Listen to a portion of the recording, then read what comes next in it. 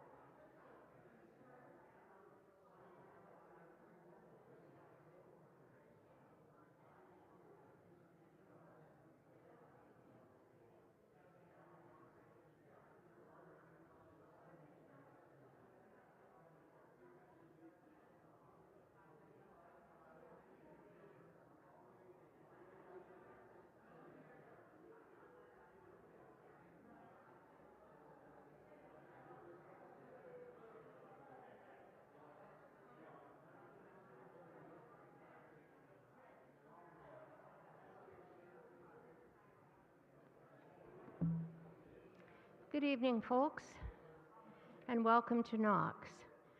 I'm Debbie Dandy, I'm Chair of Council here, and I'm going to start our evening with a land acknowledgement.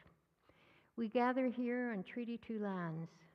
This is shared territory between the Anishinaabe, the unceded territory of the Dakota Oyate, and the national homeland of the Red River Métis.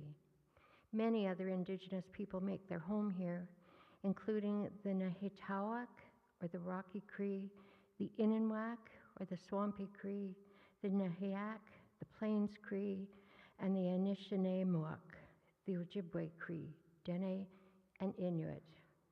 We recognize the impact of colonization and genocide on the First Peoples of Turtle Island and upon gender identity and sexuality. We recognize that there is still suffering being caused by the racist colonial systems and social structures present in Canada. May we make every effort to tell the truth, to reconcile and make amends with all the victims who have suffered under our collective colonial past.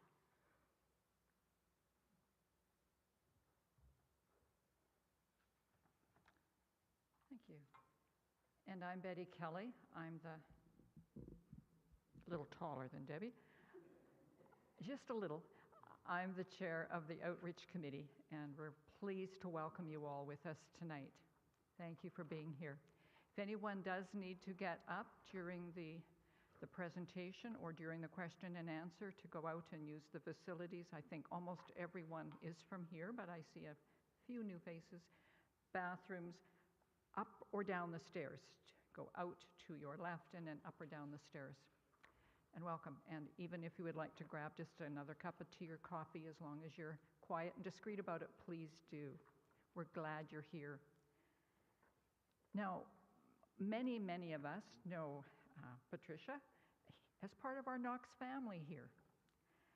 But tonight, it's my pleasure to introduce you to her, or her to you, in her professional role as Dr. Harms.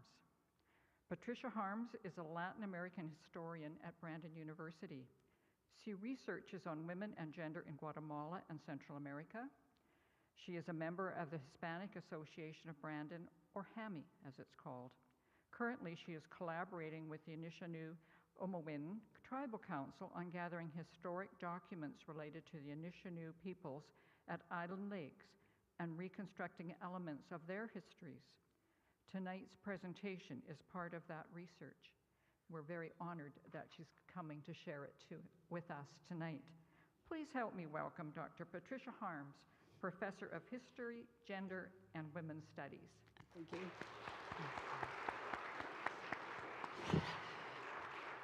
Thank you. Is this on? Great.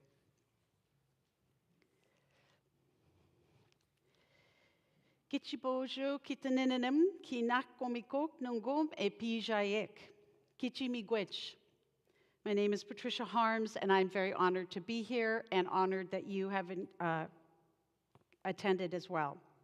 These words are in the language of my childhood, which explains partly why I am a Latin American historian doing research in Northern Manitoba. Craig has very kindly put a clock in front of me because he knows me well enough to know that I know what a class time amount is, so I know when to stop. I will be touching on just a little bit of this extraordinary story that I am so honored to share with you. Let's start with words of wisdom from elders who have since long left us. Jacob Behrens was one of the men at Behrens River who signed Treaty 5 in 1875, and these are the words he shared with his son as the world around them was changing so dramatically. Don't think you know everything. You will see lots of new things, and you will find room in your mind for all of them. Those words still bring me to my knees when I think of what they were facing, and I think it's a beautiful guide for us to always find room in our minds for new truths and new stories. So tonight I'm going to be talking about carrying the empire on our backs, the fur trade stories from the Island Lake region. This is just part of a much broader project that I'm working on. First, I want to acknowledge our obligations as settler scholars. This is referred to as critical reflexivity. In other words, we have to position ourselves and name where we stand in these stories in order to honor the work and research we're doing. I was stunned to discover when I was working for Treaty 5 Summit a few years ago to find myself in the treaty records. This is a small piece from Indian Affairs, and I believe this is from 1876, and they're talking about the arrival of settlers as they're trying to negotiate treaties. And it says, I cannot close this report without referring to the very satisfactory settlement made by the German Mennonites from southern Russia, my great-grandparents. They lived long enough, I actually knew some of these people. So I knew the first settlers. Although 8 townships were set apart at the instance of the Minister of the Interior in the year 1873 for their exclusive settlement, no considerable number of them arrived in Manitoba until the summer of 1874. So I am implicated in this. My people, the Mennonites, signed a treaty with the government called the Privilegium. And it is, as you can see there, it's in German, which was something everyone could read and write. And what's really important for me and for us to know is that as my people were signing treaty with the government that guaranteed my people the right to worship, in our Mennonite heritage, to do that in our language, to go to school in High German, right, and to be given land in order to farm, right, at the same time that the treaties were being negotiated with Indigenous communities, which was doing the exact opposite. No education outside of English. You must refuse to get rid, you must get rid of your traditional spirituality, right? We are removing you from your traditional economic systems, etc., right? So it's very important for us to do that, and this little thing talks, this little statement there, talks about how it was very clear they wanted to get people off the land so that my great-grandparents, and probably some of yours, could move onto this land. Here you see the Mennonite reserves. This land was set aside. There was some attempts at negotiations and peace between Indigenous peoples and Mennonites a few years ago, and we talked about ourselves as res people because Mennonites were given reservations. There was the West Reserve and the East Reserve, so we joked and laughed about being res people together. And that's a sweet part of a not-so-sweet story. I might not have understood any of this, except for one of the greatest gifts I ever received in my life was my parents moved to a community that was not living on reserve at all. They're in Anishinaabe. It is now First Nations Pongashi. This is one of the elders' Wanashents. We moved into his house. There is one of several of the drums that his father created that were really important. You can do the next slide. This was our home. We lived in that one room in the back, and then the front was the store, the fur trading post. It had been requested by the community, so people wanted us there. It was a non-profit cooperative trading post, so that any money made at the end of the year, which was always very little, this is in like the early 70s, right? I remember when my dad said, we made $400 this year, throughout the whole trading post. All of that money was divided per person back to the community, so that after expenses are covered, it was done. This is perhaps one of the greatest gifts I've ever received in my life. I was the only only English-speaking child there, and so I was able to learn the language and was treated with an extraordinary amount of care, love, kindness by the elders, the grandmothers, the grandfathers who lived in this region. And this is why I'm doing what I do. So one of the things I wanted to just give you a little bit of information about is who, in fact, the Anishininew people are.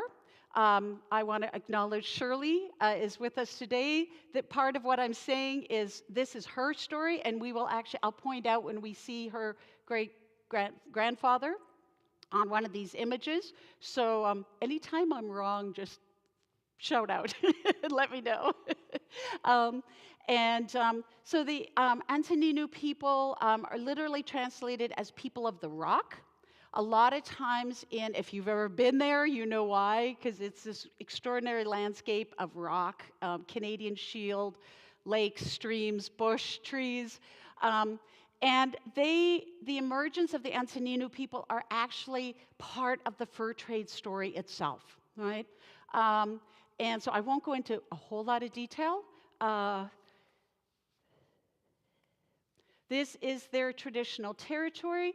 They had their first gathering in 2024, and there was about 10 or 11 communities that of people who identify as the Anishininew people. They are a lovely combination of the Anishinaabe and the Ininu, the Cree and the Ojibwe. And for a long time, people were known as the OG Cree, but OG is actually a really bad word in their language, and they hated that term. And so the Anishininew is the term to use. You can go next. This story takes place, this is an area called the Little North. There's Lake Winnipeg and Lake Superior in the Hudson Bay. This is an area that really remained unmolested for a long, long time, even after contact with Europe. And you can go to the next one. And here you can see the traditional Anishinaabe territories, which was to the south and the east, and then traditional Ininu territory, which was further north and to the west. The Ininu people continued to go west.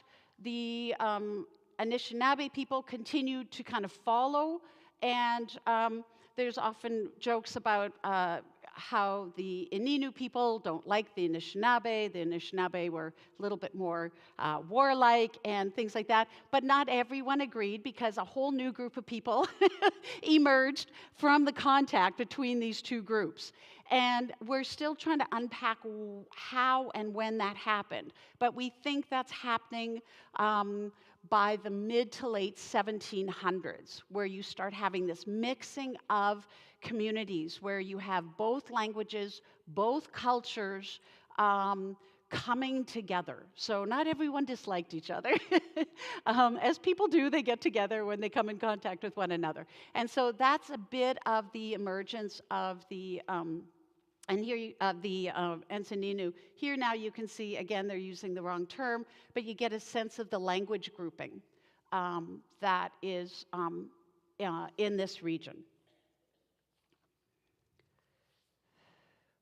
I want to acknowledge that community leaders have set the direction for this project. I work for them. I collaborate with them. I want to honor Norman Wood, who is the person who asked me to start this project. He left us in 2022, I believe, during the pandemic, not because of COVID, but he passed away. And so did Peter McKay, who was also part of this origin story of wanting to get this story and collect the historical documents. And so I acknowledge their leadership. I still talk to Norman all the time and ask for his guidance and wisdom as I move through this work. Thankfully, I now work for the Anishininew Okimawin Tribal Council, and so they continue to sort of say, yes, that's the right thing to do, no, don't do that. Here's what we really want to know, right? These kinds of things. So I want to cherish their memory. One of the important things when I do this work is I'm using colonial documents, right? So people know their stories. That'll be part of this gathering of information. Right now, because it all started during COVID, we couldn't go to communities, we couldn't get oral stories, we couldn't interview people, so we started with the documents. So I now have dozens and dozens and dozens of Hudson Bay Company records that I've transcribed, so that people can actually read them, because it's all old script. And so we don't have a lot of students who can help us do it because nobody knows how to read handwriting anymore, which is really a problem for historians, right? So you can go to the next one. So these are some of the written documents of the Anishininew people. Chief Easter from Okimawin talks about, in order for us to get a full sense of the story, we need to bridge, braid, and weave the oral stories, the community knowledge, with these other documents, right? What I have found, I've never found a single contradiction yet. Any oral stories, any community knowledge I have found that they say, go check it out. I have been able to verify by the written records. It's really amazing, especially around treaty stories. It's really remarkable. So the Hudson Bay Company records, government documents, Indian Affairs records, treaty documents, missionary accounts, teachers. I should acknowledge here Connie, who has actually become this archivist for Garden Hill, and has a room full. This is where we got all these documents from. I've had the joy to spend several weeks at different times with her. She is now 93, is that right? Yeah, still living in her own log cabin with no running water. And she's just a remarkable woman. And she's been keeping records for the community. And so a lot of what I know, a lot of the access we've had comes from people like her, people like Ted Wilson, another teacher there. These colonial documents require us to read beyond words or read against the grain. What are they saying? What are they not saying, right? Where is the silence in the documents? In particular, women are almost completely absent in fur trade records, right? So we always have to kind of look for those little threads. Every time I see the word woman, I immediately jump on it because it's so rare that we see that, right? So you read sort of against, you imagine what the person was writing and why they wrote it as a way to kind of get at maybe some of the deeper more meaning, the fuller story that is going on, right? So this is what the Hudson Bay Company records look like. There are thousands and thousands and thousands of them across the entire Rupert's Land region. We have done all of Island Lake, half of Oxford House. I'm now working on Trout Lake because that's also an Anishininew community. And the stories that emerge from there, there's lots of fish, there's lots of nets, there's lots of weather reports. And sometimes I just close my eyes and I type because I know what's coming. And then there's these amazing stories that come out of these little tidbits of information that emerge. So, and this is the community story, and they deserve to have that back, right? So we are going to be putting this together.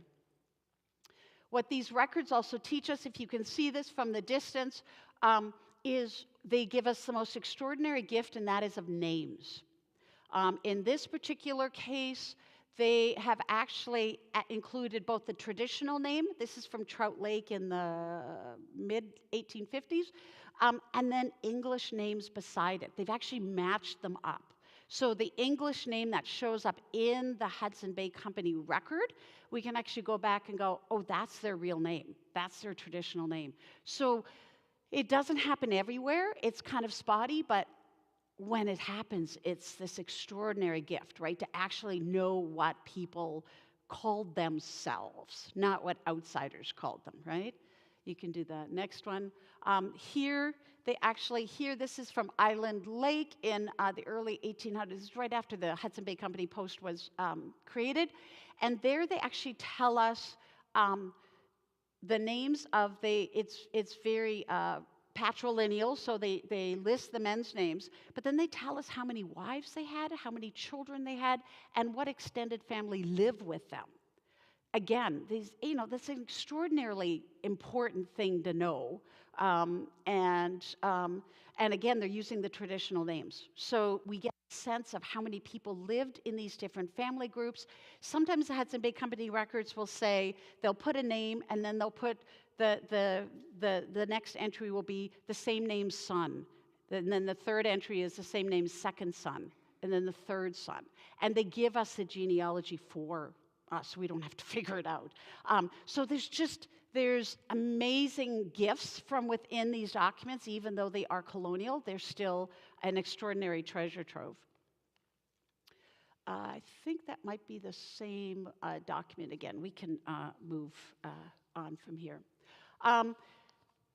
So one of the most exciting elements of this project is that the community, first Norman, and then through Peter, he and Peter were working together on this, gave me a 5-page outline that reads like a dissertation proposal. I have read worse dissertation proposals than what Norman and Peter put together for me. They literally wrote it out per chapter, what's supposed to be in every chapter. Here is what you're going to write. Just extraordinary, right? But they're getting to tell the researchers, me and a few other colleagues and I, what they want to know about themselves, what their stories are. And so the kinds of questions that emerge are fundamentally different than how I might ask as an outsider, right? I might have one set of questions. They're not bad, they're not wrong, but they're not community driven, right? So the research questions we are using and looking at are community driven. This is what people want to know about us. Or about themselves. Some of that is also evidence here in these photos. This is a collection. We have about 500 of them. Some of them we have enlarged. So if you see little name tags on there, it's because we are trying to find people's names. So when we go to different gatherings, people come and we'll say, do you know anyone here? And we have all the places that all these pictures are from. And some of the photos that I didn't put up have like 10 or 12 names on them already. So, that's what communities want to know, right? Is gathering up these images and pictures again to start repairing the rift that colonialism, residential schools, the lack of, the rupture in language continuity, right? All of those things broke the traditional knowledge keeping that the communities had prior to contact. You can keep going. So we centered the stories from the perspective of Island Lake and always ask those kinds of questions. You can keep going. So, of course, one of the major elements of the story for people in this part of the world is the Hudson Bay Company. One of the ideas that my work is arguing back against is the idea that the Canadian economy began with the emergence of the Dominion after 1867, when Canada becomes a formal country. Treaties, people believed, needed to be implemented to remove Indigenous people from their lands in order for the country to be economically successful, right? It says so in the treaty documents, the things I just showed you earlier. We want these Mennonites who know how to farm well, we want them on and these people off, right? It's very clearly written out. It's just, they make it easy to understand. They tell you exactly what their goals are, right? I would like to argue or add to the story that if we go back to the emergence of the fur trade, it in fact becomes clear that Indigenous peoples were not contradictory to the economic success of colonial and early Canada, but in fact were vital to the colonial fur trade, the wealth of the British Empire, and in fact, as I say, they carried the empire on their backs, quite literally working as guides, voyageurs, and hunters. You can go. All of this starts, don't worry, we won't stay in the 1490s. Historians like to kind of go back to the beginning of everything. All of this starts with something called the Treaty of Tordesillas in 1494, when the Pope literally separated the world between the Portuguese and the Spanish. One of my colleagues is here, who is from Brazil. So they separated this hemisphere because they didn't actually know Brazil was there at the time when they did this. They just knew that there was some land somewhere. So they separated this into these two spheres. Portugal had everything on the right side of that picture. Spain had everything on the left side. This is often referred to in Canada as the doctrine of discovery, or the doctrine of natural law, where it was believed by Europeans that there was just an inherent superiority to what they were and what they had to offer, and that all lands they encountered simply would belong to them. And most critically, they believed that these ideas were self-evident. Not only could they see them, but everyone else should too, right? So it's a deeply rooted idea that feeds all of this. This concept creates what we now know as Rupert's Land. I don't know how many of you have heard that phrase. This is the territory that it actually covered. At one point, Rupert's Land extended all the way down to St. Louis, Missouri.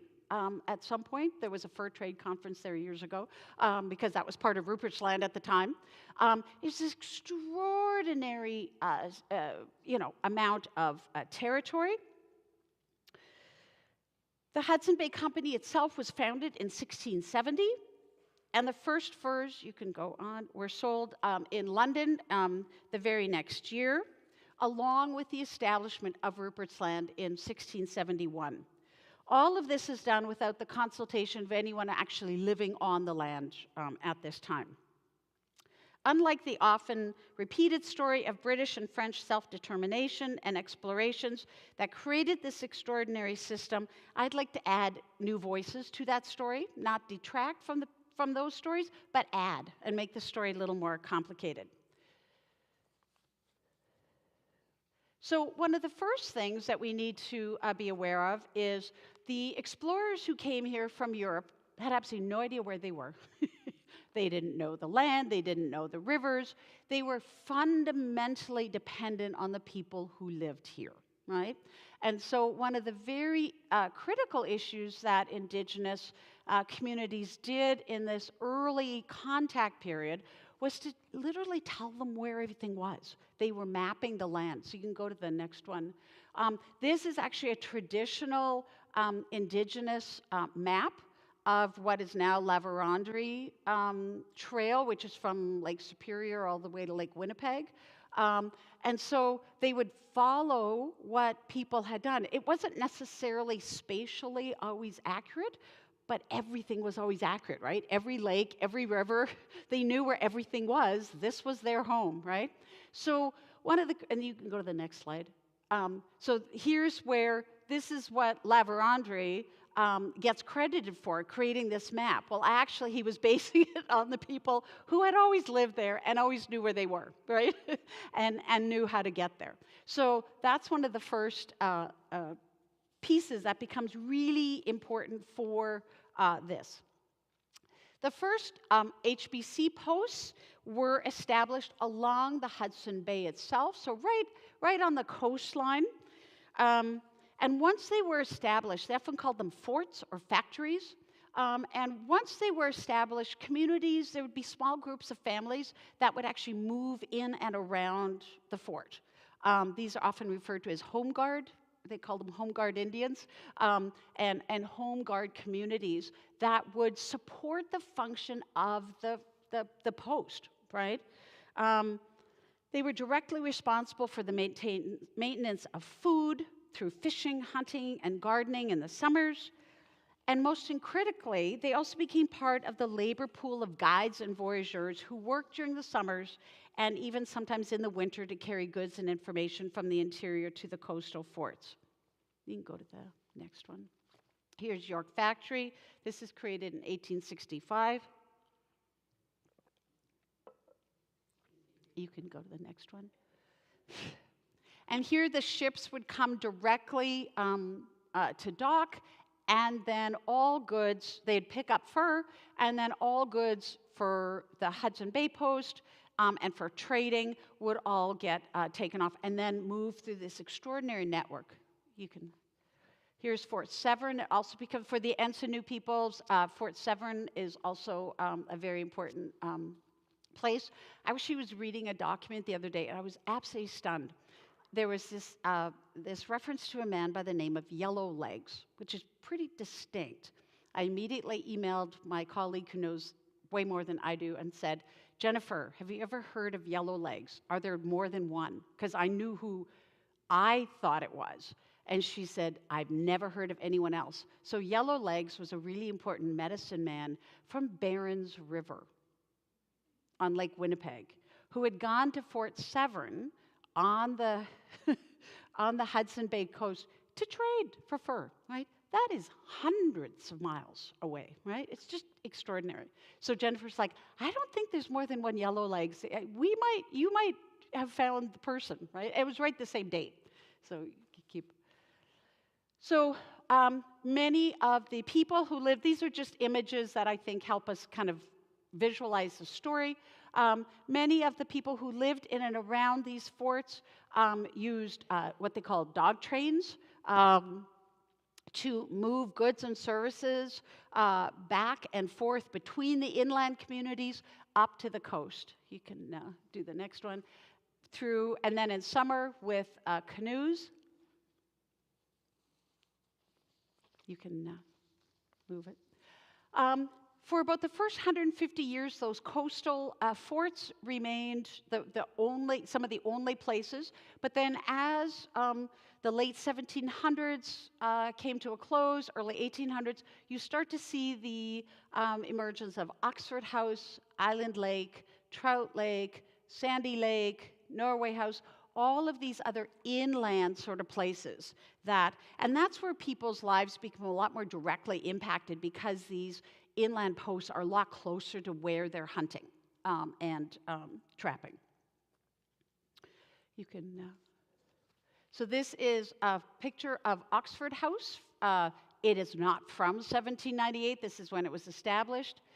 This is part of the cache of photos we have from about the early 1920s. You can do the next one. This is the Island Lake trading post. For those who live at Island Lake, they call this the Old Post. And it kind of depends on when HBC sort of came to Island Lake, then they went away, then they went back, then they went away. So early 1800s, 1818 is when they formally appear to have set up shop permanently. Here's another image of that. There's actually an old, on Stevenson Island, there's actually an old set of HBC buildings still there. This is what these places looked like. You can see the fur hanging. This is all from Island Lake in the early 1920s. This was the fur trader at the time, between 23 and 32. There you get a sense of some of the goods and the interior of it. So for those of you who have been in northern Manitoba, you know it's a vast network of rivers, swamps, creeks, streams, lakes, and lots of rocks, right? And then in between there's bush, right? There's trees, land, and then more lakes, streams, rivers, right? So this was an extraordinarily difficult terrain to navigate, and was only with the knowledge and experience of the guides and community leaders that enabled the trade to happen. I've lost count as I've been reading through the HBC records as how many people died on the voyages. Sometimes, people just got sick and there's nobody else around and there's not the right medicine and you die. But other times there was accidents, right? Your canoe hits a rock that's submerged under the water and you didn't see it in time. Weather gets really bad. It's remarkable how many people died. And so often when people left for summer voyaging, they said goodbye with the uncertainty of ever seeing each other again. And the fur traders write these in their journals. And in some cases, it's very clear they were close with the people who passed away. And, you know, it's very clear their hearts are broken by what's happened. Other times they didn't know people, but it's quite remarkable. To give you a sense of how extensive this fur trade network was, from a report of the Island Lake District, so that is Island Lake, and they talk about it's being bounded on the northwest by York Factory. So they see their territory as all the way to the coast, on the east by Severn, so all the way into what we now see as northwestern Ontario, the southeast by Osnaburg, which is kind of midway down, and by Lake Winnipeg, and then north by Nelson House. So each of these bay trading posts really cover extraordinary networks and distances. You can do it. This is my highly technological map. We were cleaning out my parents' house when we did this. My dad had an old land survey map from Manitoba, and I was quickly having to do a presentation, so I put this gives you a rough idea of Island Lake is kind of on the south edge of that pink, and this gives you an idea of where everyone was coming from to trade. We are currently taking this very high-tech map I have here and putting it onto a digital image where we're going to trace where every time there's something in the fur trade post about where somebody came from, and they name it. People are coming to Island Lake from Barons River. They're coming from the ocean coast, right? It's just extraordinary how far people are going. Indigenous cultures permeated the economic system of the HBC. Although it was an economic business system, their prolonged contact with Indigenous communities changed how they conducted business.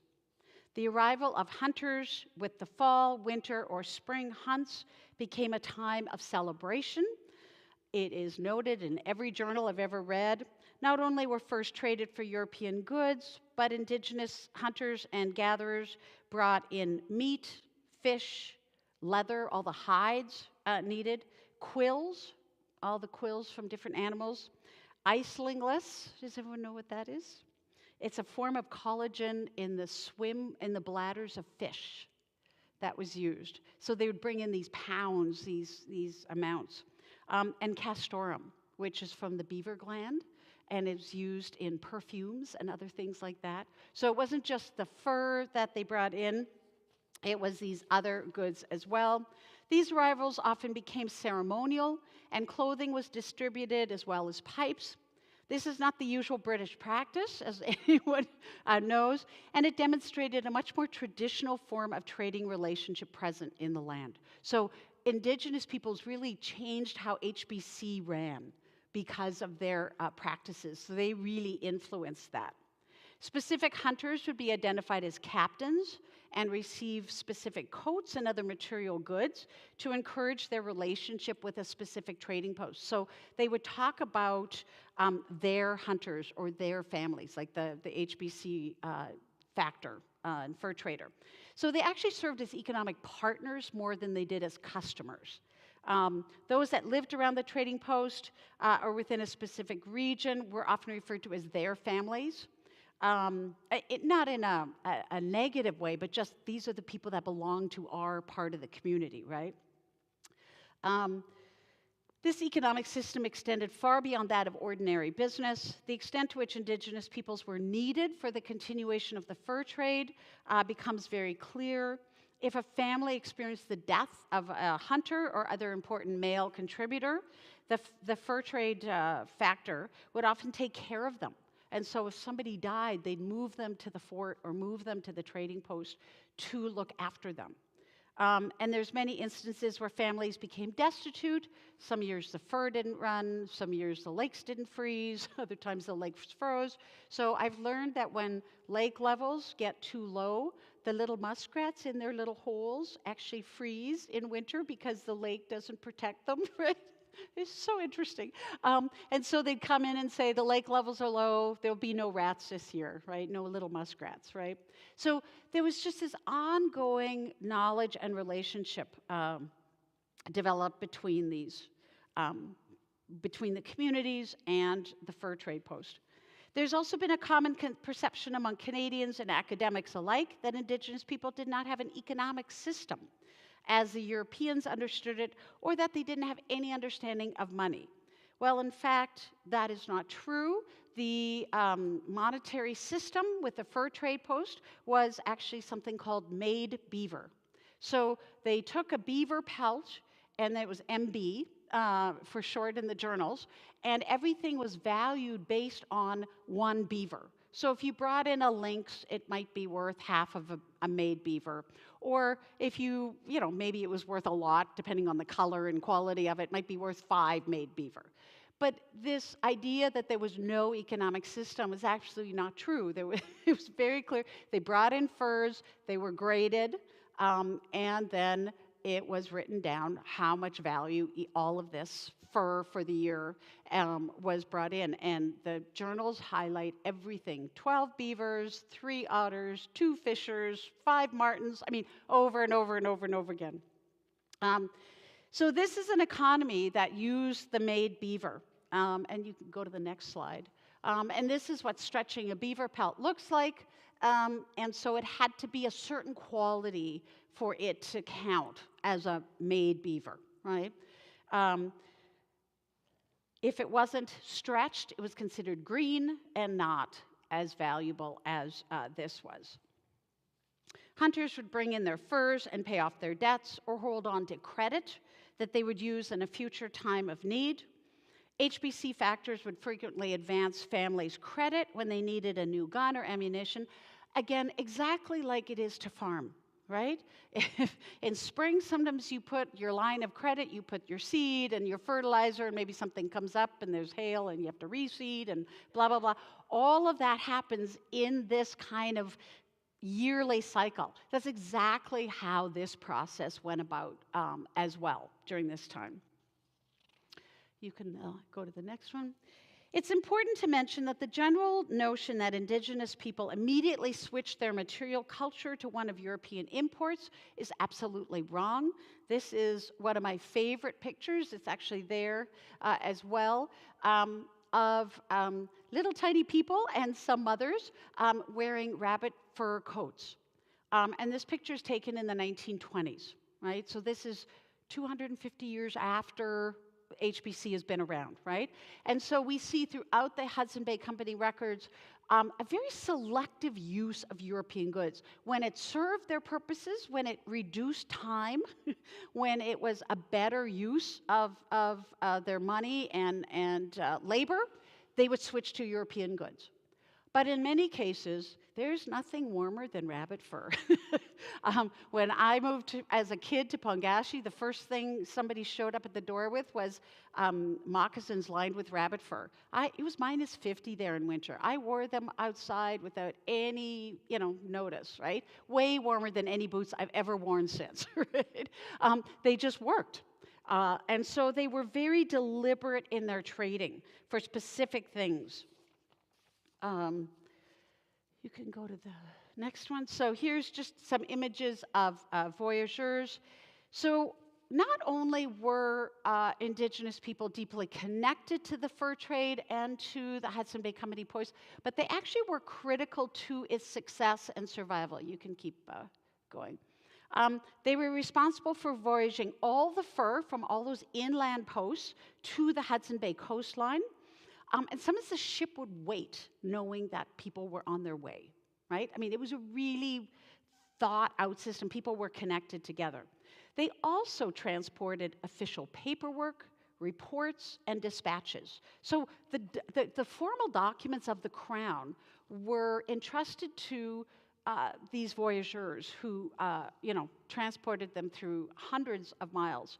Here, this is an image from in and around Island Lake. This is they have more than 1,000 pounds of freight. All of these canoes until about the 1930s or 40s, were all birch bark, and so all of that had to be made. So In winters, that's what they would do. You can keep going. Here is a photo of portaging. You can do the next one too. This is seen throughout the north.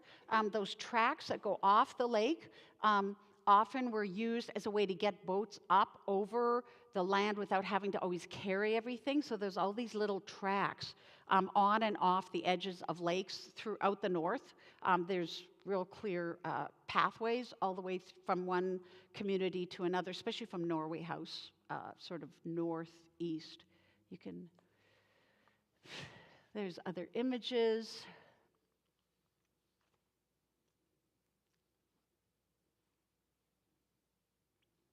This person's carrying about 200 pounds on their back as they go from one portage to another. So all these various places were not always directly connected, so they had to stop, get out, unload, go across, and then load everything back in, and then carry on. That may be another sort of similar picture to what was before. This is from a missionary who witnessed this firsthand in the early 1920s. Here's what they had to say. They had to work hard for their living, either on their trap lines or in summer freighting by canoe or portage. They were renowned as good packers. The supplies for the year had to be brought in from Norway House during the summer months. All summer they were going back and forth. Apparently they were well paid, $15 per 100 pounds, but considering the tireless paddling and the near-killing work of portaging, it was cheap. It took good, strong men to stand it. I think that's a great firsthand account of that. They also transported dispatches and reports. Here, this is at Norway House, I believe. You can just go through. Yeah, and this is leaving. And they carried these specific boxes that were for sort of formal for documents. Which gives you a sense of what this extraordinary part of the world looks like. Thank goodness somebody took pictures of all of this.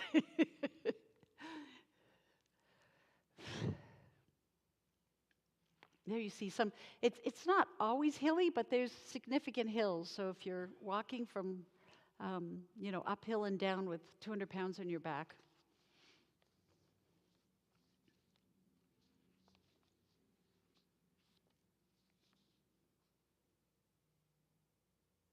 You can keep going. This was extraordinary. At one point, this picture, they had it, and they were like, they're getting ready to leave for Red River. In other words, Winnipeg, right? So they were literally using dog teams to go all the way from Oxford House to Winnipeg, which was interesting because during this entire fur trade time, like Winnipeg was the backwater.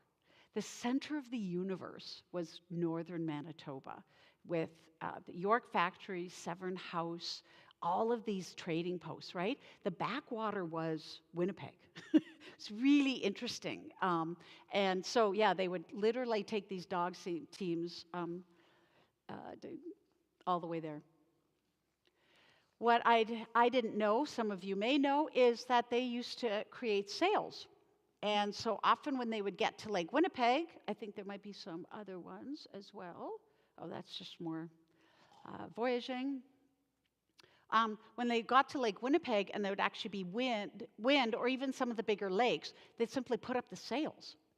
And I didn't realize this. So I've learned a lot about canoeing, fishing, hunting, fish spawning. Since I started doing this, we can...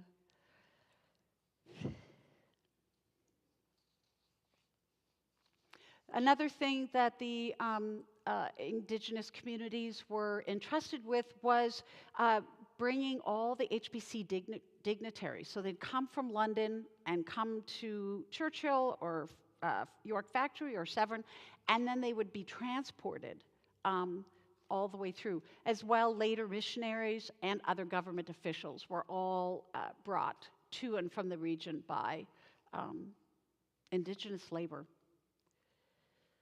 They were also created all the Hudson Bay Company posts and all the outbuildings. So this is a saw pit, and they would be responsible for, all the labor it would take to make log cabins and even flatboard buildings. This is, there was quite a few photos of the amount of logs.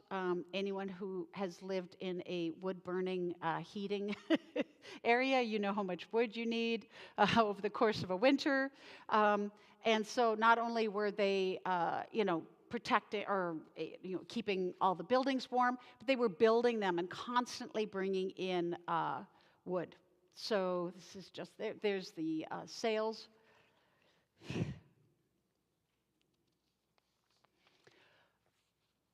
They also acted, and here's where Shirley's family comes in, they also acted as important trading intermediaries between the physical posts themselves and the various communities. Very often people refuse to, this is what I'm so fascinated by, communities refuse to sort of go along with the system that the HBC brought with them. So they forced the HBC to adapt.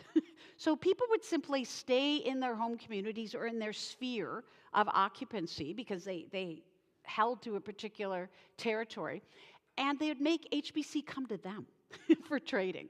And so very often, you can go to the next one, there you can see the various regions and territories. I'll show you more, you can keep going.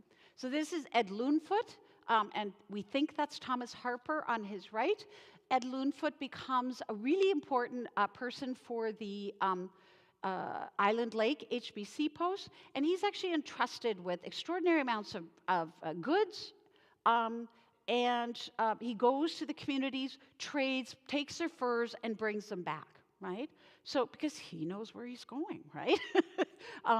And he knows how to speak with the community people, right? He shares the language. So, people like that.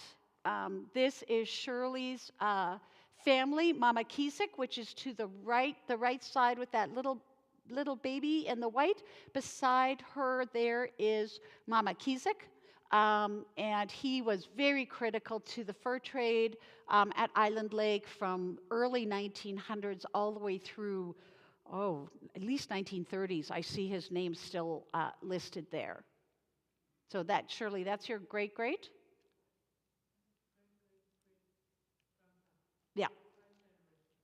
Yeah. So Shirley's descended from that little baby in the bonnet right there in the white. Here are some of the communities that they would go out to. So everyone stayed in their home area. All of these are Anishininew communities, so Red Sucker Lake. And then you can, Angling Lake, this is close to Big Trout Lake. And so these intermediaries would go back and forth. This is Keno Camp at Angling Lake. You can do some more. Okay, we can stop there. Women, I think it's really important to talk about them.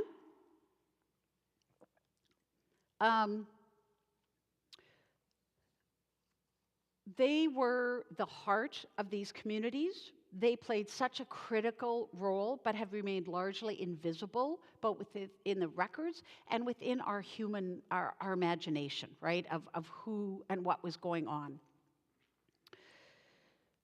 They were the primary food preparers that sustained these communities and the trading posts.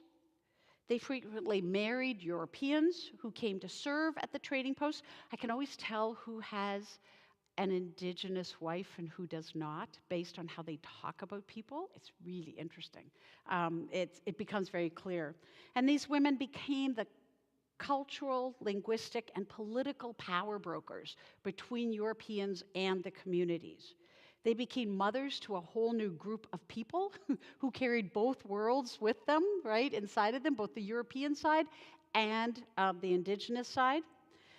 I found an extraordinary example at Trout Lake Trading Post. I'm pretty sure the fur trader there was somebody who was at least mixed, if not fully Indigenous.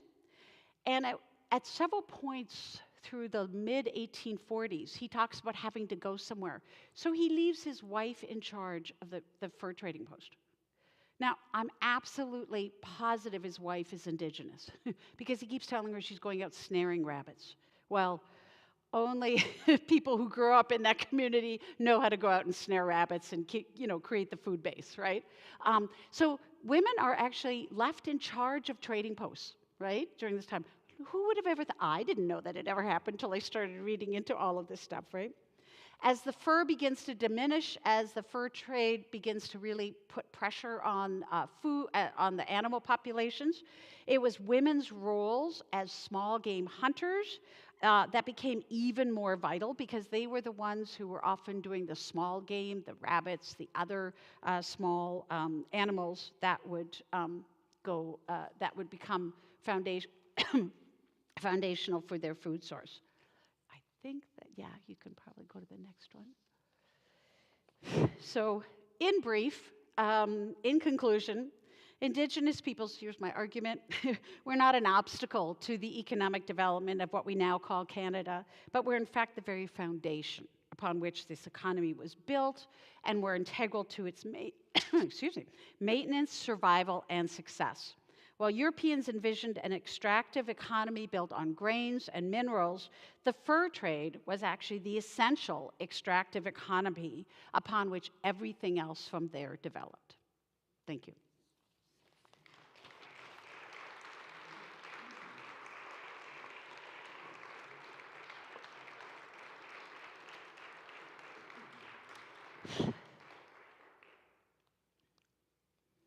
I am happy to take questions,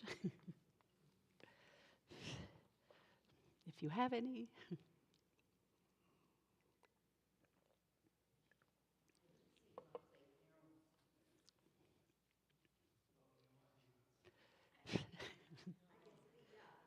Yeah. Oh, right. Try it now? Yep. I didn't see God's Lake Narrows on that map. Was it a later place? Are they also Anishininew? Is God's Lake also Anishininew? Or like OG and Cree? It's Cree. It's Cree. Those I've left out. Not because all these same processes aren't happening, but there are literally thousands of documents, and I can only do one major catch of documents at a time. Ask Craig, I spend every minute of every day, I wake up and I transcribe, I watch TV, watch football games, watch movies, transcribing, because it's just taking so long. Yeah, God's Lake is just a little bit north of Oxford. Yes, yeah. And that's what's so fascinating about this ethnogenesis between the Anishinaabe and the Ininu, is there's some communities that came together and kind of formed this new kind of people, and that others stayed very clearly Cree or Anishinaabe, Yeah, I worked for Elijah Harper's elections. Oh, there we go. And yes. And I knew that he could barely speak the language that was spoken in God's Lake Narrows. Mm-hmm. Exactly. Yeah.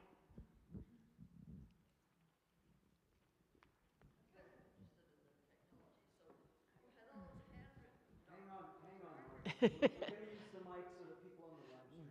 Okay. I'm Shirley Flett.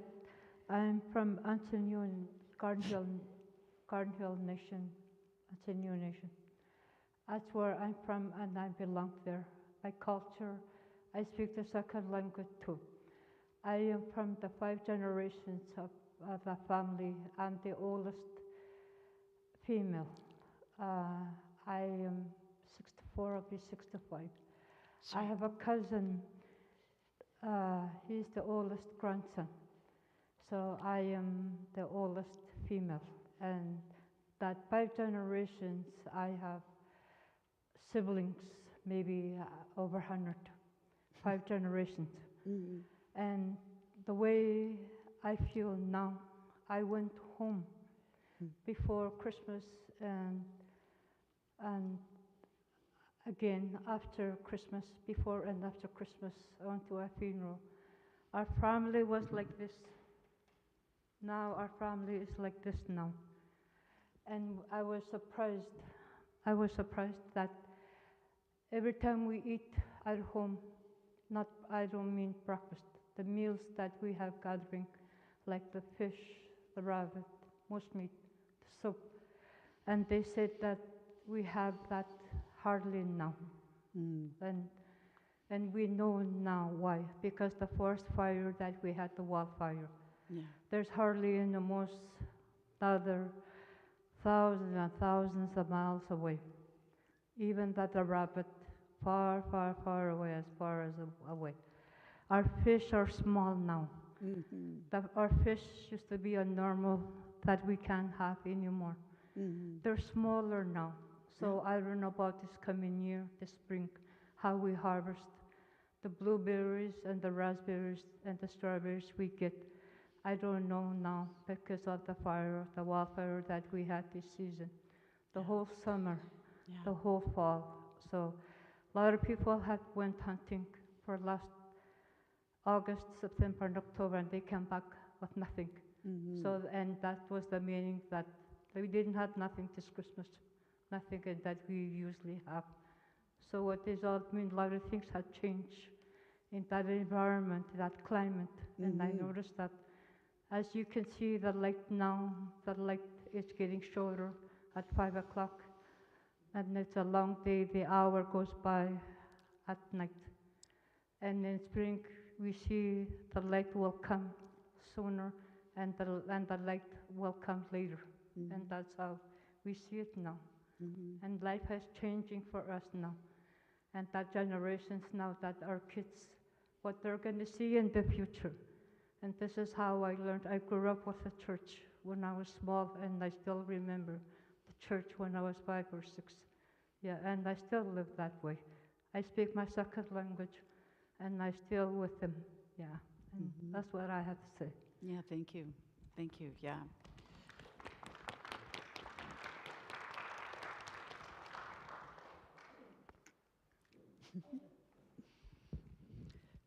I'm just really interested in all the work you did and that exploration. But so you had all those beautifully handwritten records. You said they were amazing. Yeah. And then all that written information. So they, like you said, the records were absolutely amazing. And then you had to turn them into text. So I was just trying an AI program that was trying to turn handwriting into text. And It doesn't work. No. We've tried it, yeah. Because it's old Gothic script, so I grew up with German as one of my primary family languages, and we had to read all the old Gothic. That's why I can read this, because all the double S's were this really weird curly, looks like a big B. Well, that's what they're using in the English records. So AI doesn't understand any of that stuff. So no, we've tried. My colleague and I tried to run through some of the records, saying, "Oh, let's just save some time." It wasn't words; it was just absolute gibberish. And we used programs that had been, used for like ancient Roman script, like things that weren't sort of mainstream English, and it just didn't work. No. So sadly. I realized sitting there. that how much work that is, because I tried to get AI to translate my handwriting, and it wasn't nearly as nice as that. But it's thank you so much for all You're you did. welcome. You're welcome.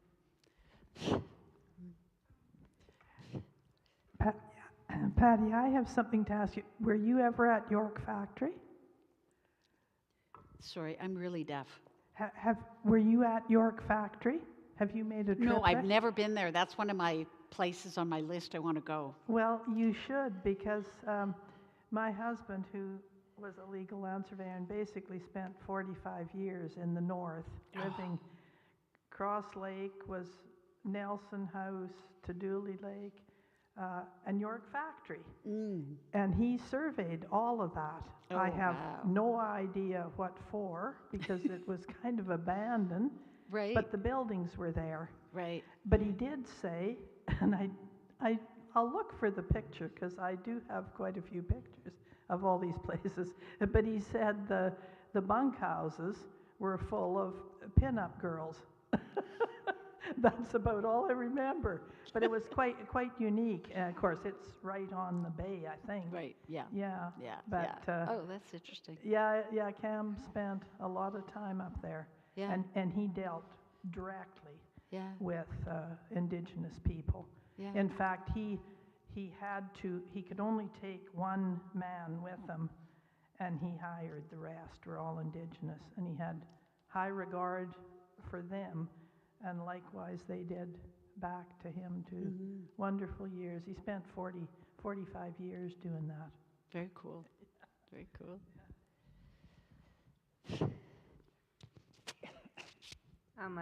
I heard an interview a few years back on the new Hudson Bay book by Stephen Brown of the latest roll through all their papers, and I just wondered what you thought of it. I thought it was quite good, but I haven't actually seen it yet. Oh, okay. No, I'm just neck deep in all the primary sources. Yeah. Just Well, gathering yeah. them. We haven't started doing the analysis with everybody else's stuff yet. Yeah. Yeah, He- no, there's he some was the Hudson Bay Company, I think, archivist, or like Yeah. he had access to probably same stuff as you. But I found it amazingly readable. If anybody, it's just called The Company by Yeah. Stephen Brown. It came up in the last. It was updated from their old stuff that was quite like Yeah. I think a lot more racist, etc. Maybe than the newer stuff. But The Hudson Bay Company, the archives, have actually they took a lot of these records. They haven't transcribed them, they just read them. And they've created an index of Indigenous names. So that I actually have a student now reading through this and putting in the names and then seeing where else they show up in other trading posts, other forts, other time periods. It's really quite interesting. So they are trying to create this network of primary sources so that communities can access their own stories. And there's also an HBC servants and fur trader guide, with all the names of people. But it's really interesting because a lot of those people are mixed ancestry, right? They're part Indigenous, part European. Yeah. I'll just remind you that if you need to get up and stretch a little bit, if you need a cup of tea, please feel free to do that as we continue this question and answer period. Hi, Hi. Hello, I do have a question. I love learning about history and everything, all things recent and ancient. I was wondering if you had any good secondary sources to recommend, because this is very interesting and I would love to learn more. Yeah. There are some. There's not actually a lot of community-driven stories yet. Most of it is by other academics who are doing really important and critical work, right? There's a wonderful book that's kind of related to the treaties called As Their Natural Resources Failed by Frank Tuff. That's a really good one, and he's looking seriously at the fur trade and the depletion of the fur of the animals and how that starts to impact people's economic options and their, like Shirley said, the fish are small. It's changing how everybody's living their lives because the animals aren't around. But I can get a list and get them communicated of different stories. There's actually some beautiful stuff. Island Lake people themselves have recorded some of their stories and published them. So, yeah, there's lots of great stuff. So Hang on, there was a hand back here. All right. So mine's a very basic question.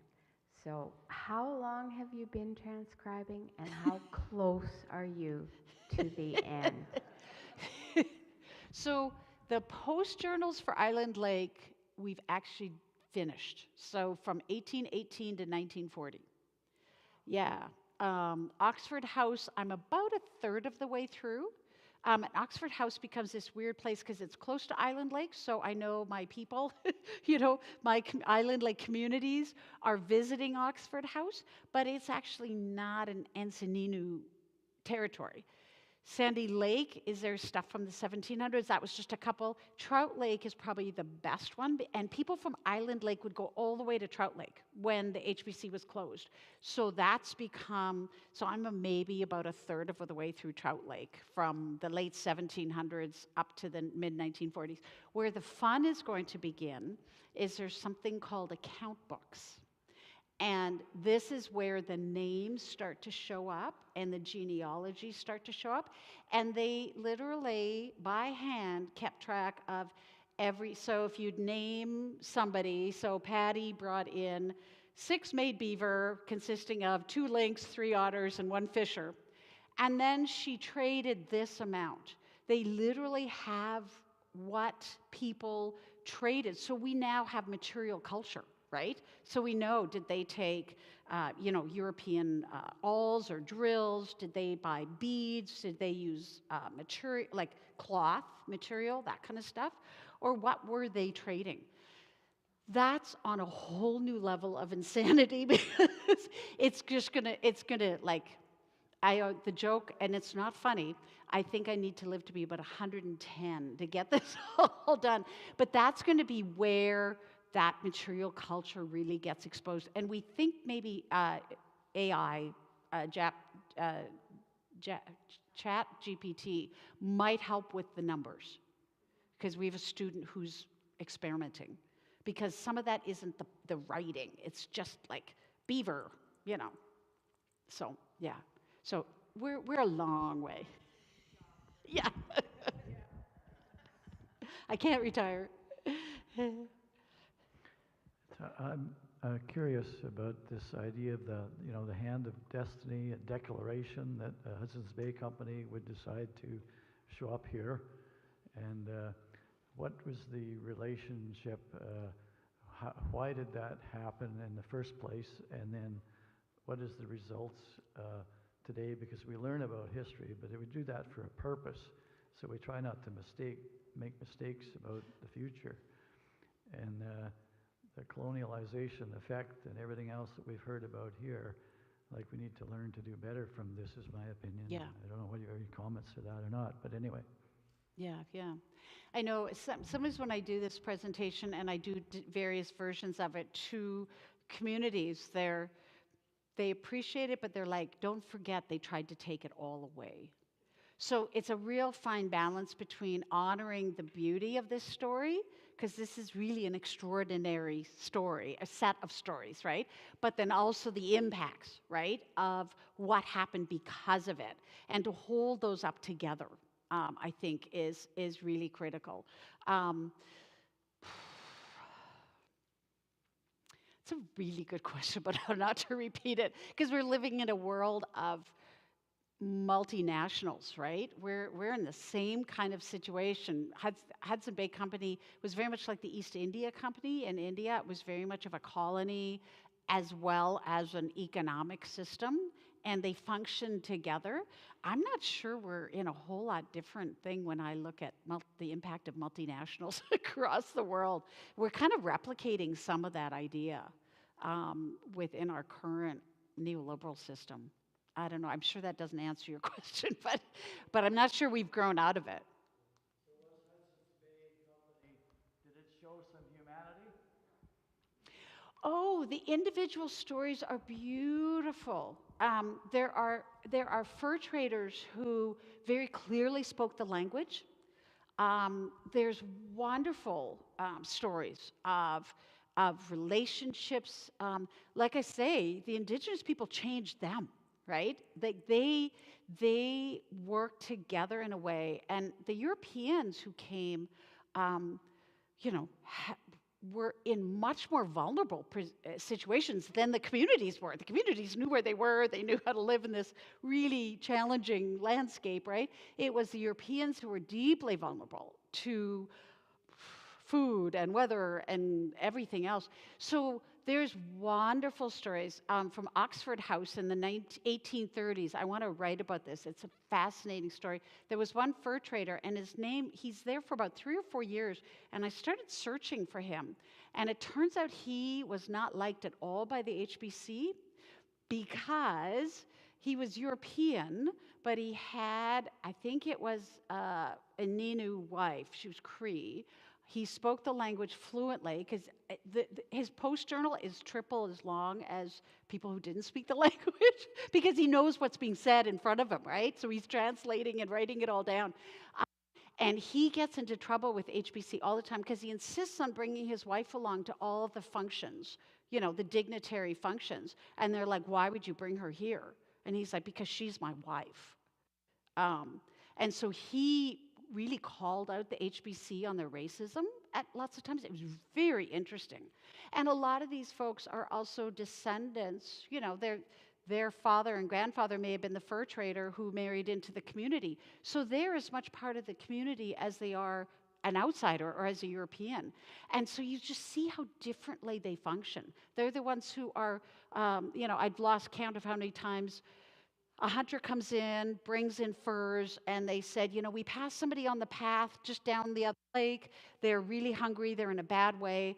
And immediately the fur trader would send out a sled to bring them in, feed them, or send them fish, or send them meat, or, you know, and bring them right back. No, that's what's so beautiful about these stories. It's the human story underneath that government system.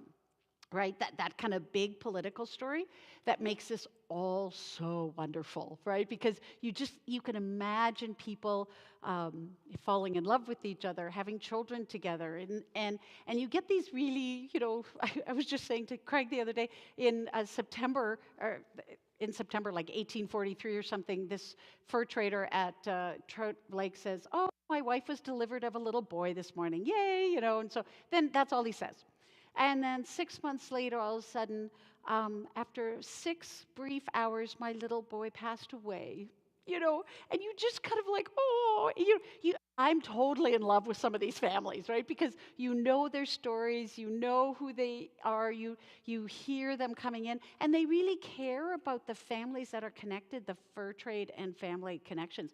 And that's something that we're not talking about yet, is that beautiful piece of it that is about the integration of this community, these two cultures and two worlds into something really different, right? And really new. I don't know if that makes any sense, but yeah.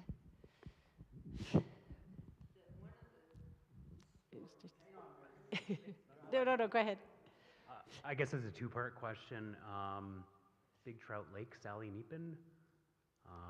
Have you heard those names before? The which one? Sally Neepin. Living from Big Trout to, I believe it was York Factory, and then down to Norway House from there. There was some family piece about whether or not that was her original name. Okay. She had married a Gore late 1800s, okay. I believe. Interesting. But I caught on to with the piece about name changes and those pieces. Yeah. And at Island Lake, it's so painful because you have all these traditional names for decades and decades, and then suddenly in about the 1880s, there's somebody in there who only speaks English. I think a lot of the other previous ones knew the language enough that they were just using the traditional names. The spellings are ferocious. Like, you know, just we're trying to figure out, because they spell it differently every time they mention the same name, you know, because there's no phonetic rules around all this stuff, right? But in about the 1880s, they switch over, and it becomes sort of a joke. And I've joked with communities at Island Lake about this, and because they're like, so, you know, there's lots of names in English, right? But you'd get John Wood A, John Wood B, John Wood C, John Wood D. I'm like, you couldn't come up with other names besides John Wood A, B, C, and D, right? I mean, yeah, exactly. We at least give different first names to them.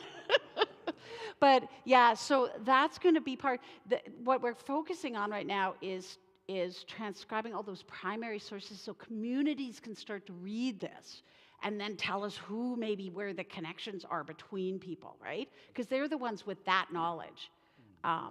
And so trying to create that part of it to then say, here, make of this what you will. Like, tell us who,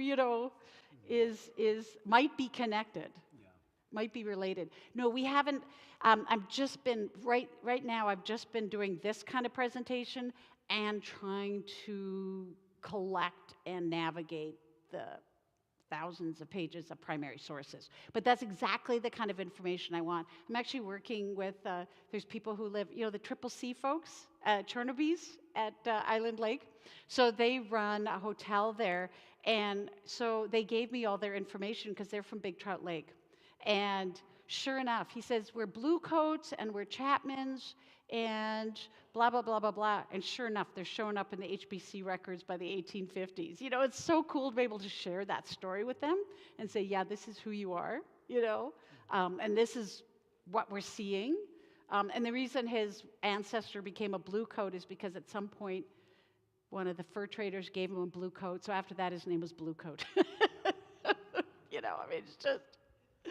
But it's fun to make those connections between the family that exists now who are so excited to know their story and finding their family in the fur trade records, The second part of the question, or kind of different, but I'm curious about the river systems pre-dams.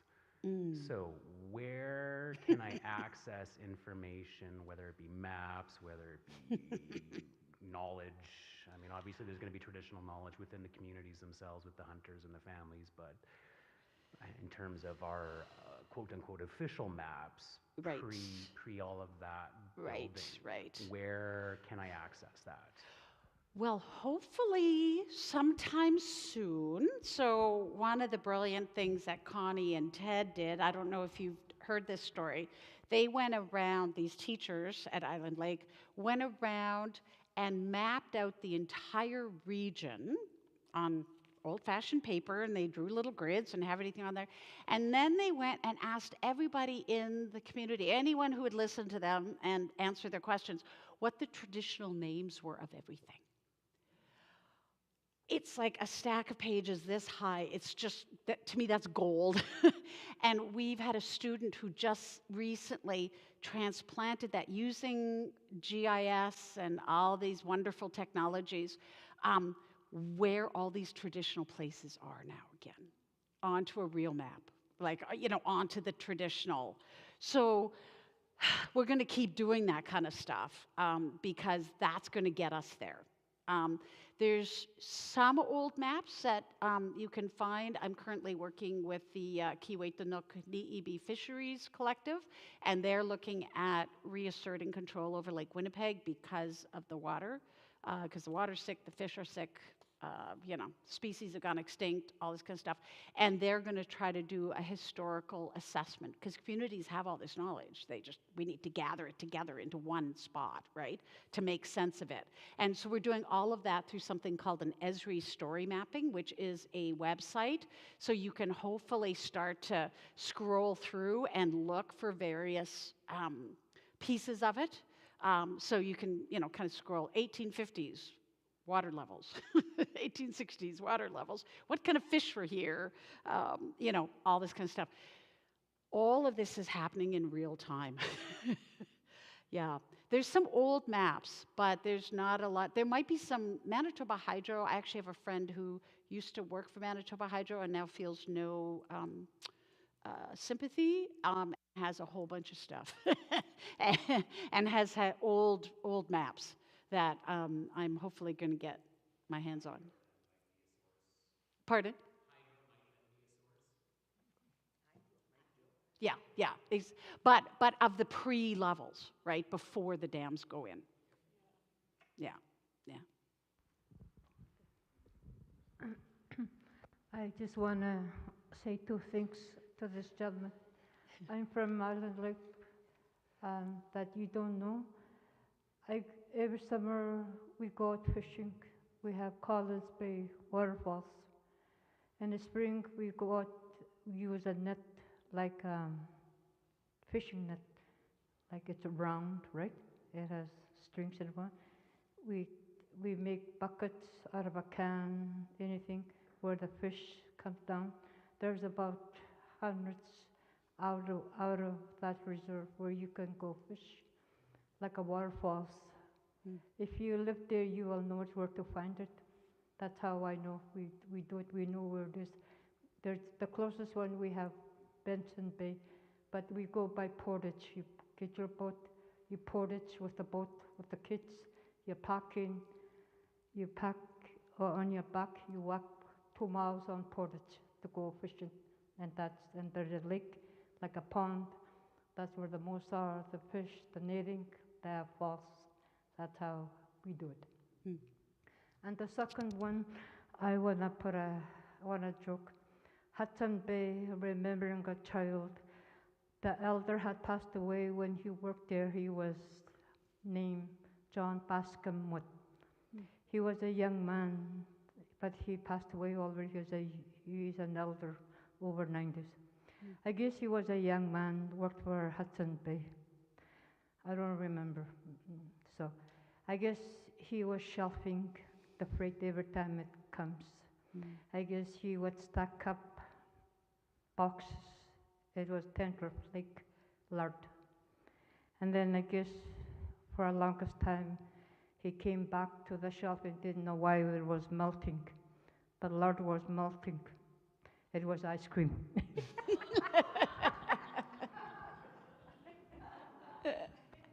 That's great. That's great. Couple of things. One of the gentlemen early 80s was from a Métis from south of Thompson on the Grassy Lake and all them lakes there. They were able to trace back their descendants from France quite a long years ago. And so there was, there was a lot of different nationalities there. So that was, and then in 64, 65, I read a book called 1812. I don't know if you ever heard of it, but it described all of, from Lower Fort or Upper Fort Garry and all through the different Hudson Bay companies and where their places were, and described what was going on. And I read that before I even knew that Manitoba existed. I'd been into Ontario but never come west, so it was quite stunning when I come west, and suddenly hey, I've read about this, so yeah. And the one other thing that really got me was when I was in Thompson was we used to go into Phillips Lake, and there's a portage there, and somebody was saying that, oh yes, the Hudson Bay discovered this portage in 1600. They were led there by a native who'd been using it for God only knows how many years, you know. Yeah. But it was, oh, we discovered it sort of deal, you know. Yeah, exactly.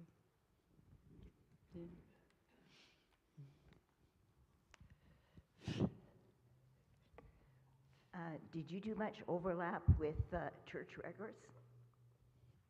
Overlap with who? Did you do much overlap with church records? You know, those are a little more recent, so we haven't gotten into those yet, but they become important too. So one of the reasons we have all these photos is because of the United Church, right? The Methodist. These are photos referred to as the Chapin collection. And he and his wife, we think, were really integral in creating a lot of these photos.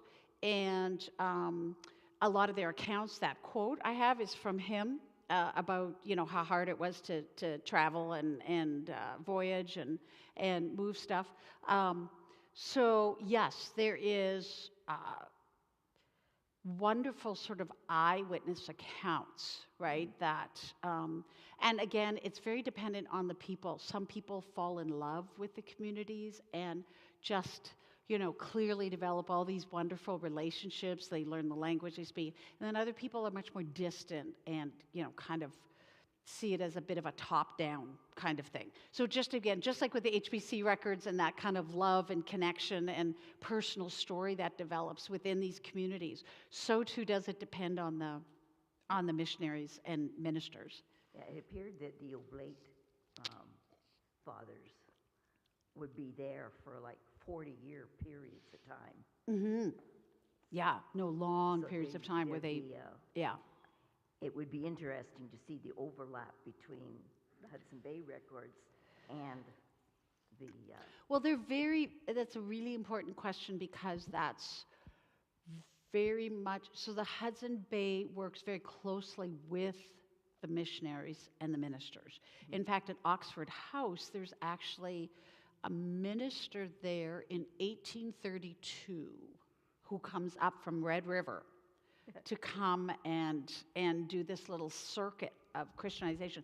I had no idea they were coming that far north that early at the time. No, they're really working together in many ways, and often the missionaries and ministers, that's their first point of contact is the HBC post, right?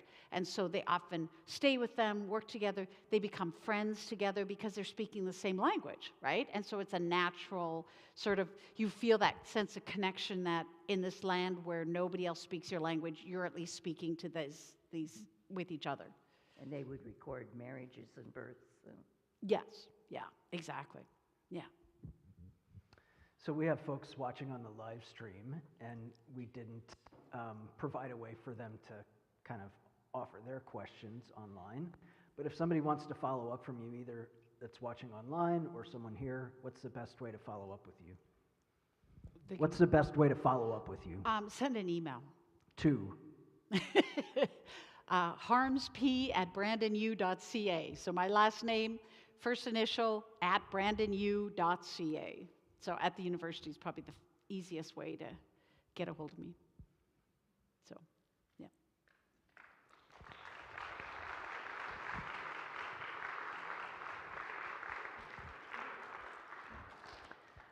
Thanks everyone for coming out tonight. We know that some of you aren't too keen on holding a mic and speaking in front of everyone.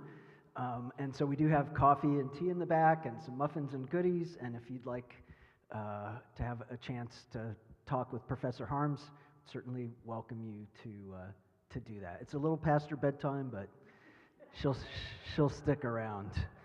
Thanks to those on the live stream for watching, and please share the link with others that may be interested. Have a good night.